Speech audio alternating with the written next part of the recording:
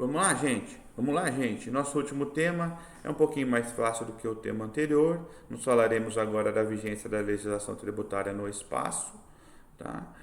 E no que tange a vigência da legislação tributária no espaço, ou seja, no território, o que nós vamos entender? Que a legislação tributária ela se submete ao princípio da territorialidade, ou seja, as normas expedidas pela União têm vigência nos limites do território nacional, ou seja, do território brasileiro, tá? Da mesma forma, ocorre com as normas de caráter tributário criadas pelos entes políticos, ou seja, uma norma criada, uma norma tributária criada por um ente político municipal, ou seja, por um município, elas se aplicam àquele município que as criou. Mesma coisa que o Estado.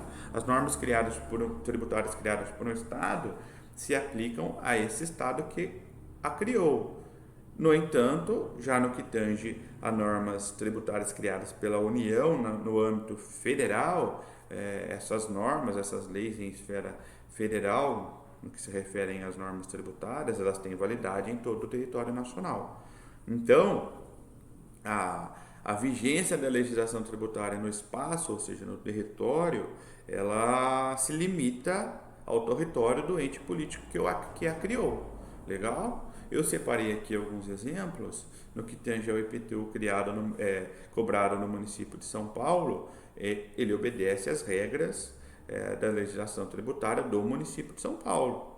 Legal? Eles não se aplicam às regras de um outro município, de um outro estado. Tá?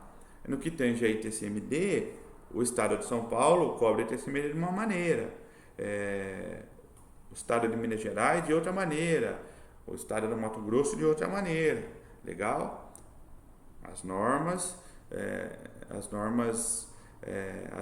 A vigência da legislação tributária no que tange ao território, no que tange ao espaço, elas se limitam ao território do ente político que a criou. Tá certo?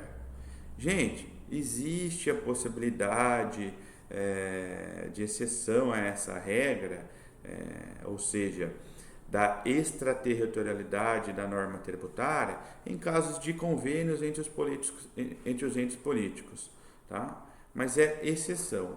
A regra está no nosso material, exceção, depois quem tiver curiosidade dá uma olhada, tá? A regra para nós no que tange a vigência da legislação tributária no espaço, ou seja, no território, é que os limites desta norma se submetem ao território do ente político que editou essa norma.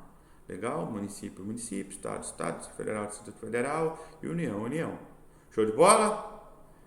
Eu vou deixar lá alguns testes sobre